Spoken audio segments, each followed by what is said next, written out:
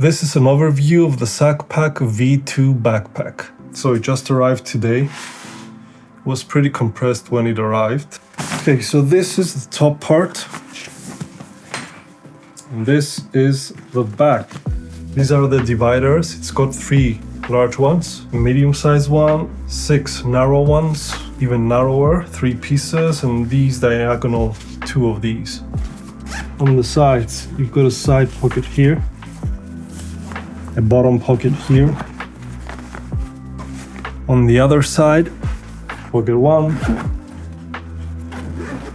and pocket 2. On the front has this narrow pocket here, this side pocket here, and this top pocket here. Luggage pass-through, which is always appreciated. And you can get into the main compartment from here. And here's the massive cave for all your stuff. Here you've got a case for a 16-inch laptop, 2 pockets, with a mesh. And you've also got a top pocket. In the bottom part, you can put a tripod here with these straps.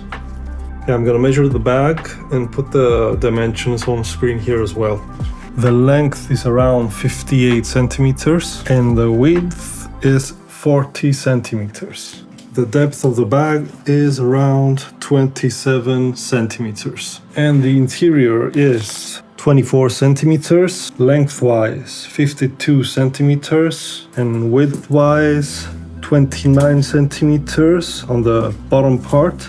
But I can see from the top part that that's a bit wider, and the top part is around 37 centimeters.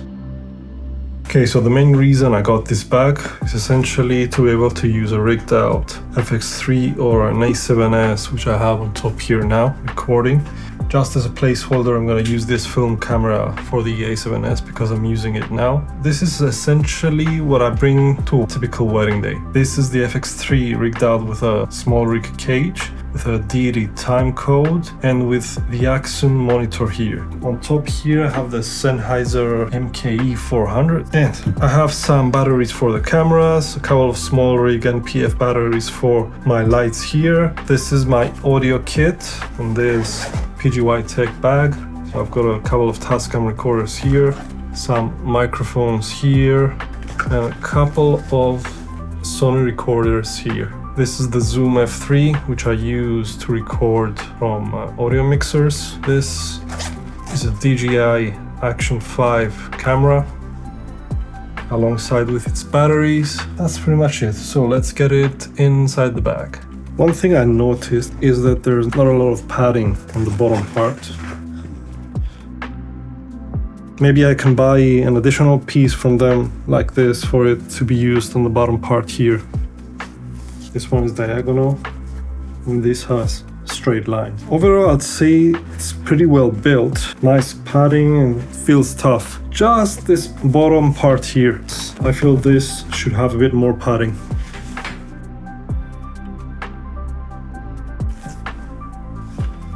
So on their website, basically this part here is shifted towards the top of the bag, and there's an extra compartment here. Basically this part comes around here, but I'm not sure if I want to do that because this part here is basically going to be blocking all of this and the camera. Maybe it would be a bit nicer if this was a bit more open up to here. I definitely would remove this top part here for my own purposes and put these straps a bit on top so the opening is a bit bigger. Also regarding the access, this bottom part here is a bit weird.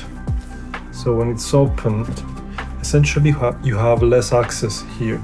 And when you try to close it, that's when you have the full access to this part. So I think these are 2 parts that Sakk could maybe work on a future iteration of this bag. I'm not a big fan the way this opens.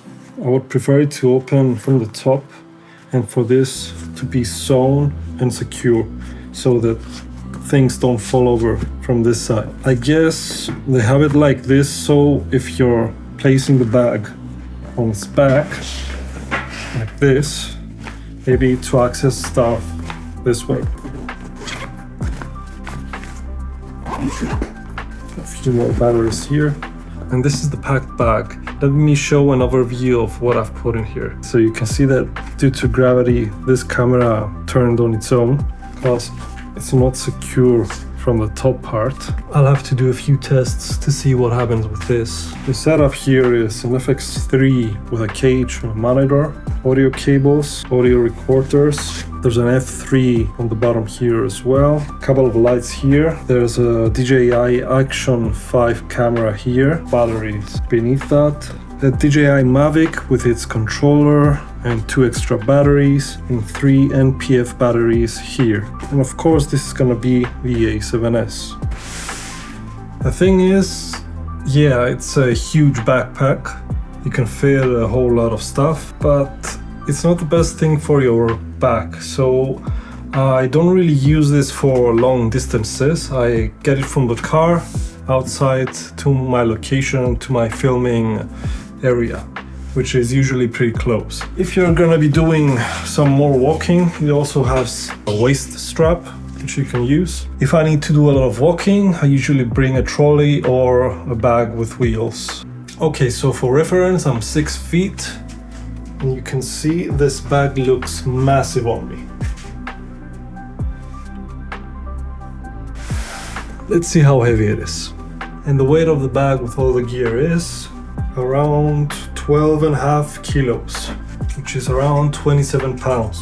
Now I'm gonna remove everything and see how heavy it is without any stuff in it. And the weight without any stuff in it is 2.8 kilos. I have 3 more dividers that I didn't use. So their website says 3 kilos, which is 6.5 pounds. For reference, this is my current bag, the Manfrotto Cinematic Expand, and it comes to 2.5 kilos, which are 5.5 pounds. And here you can see the size difference and width difference.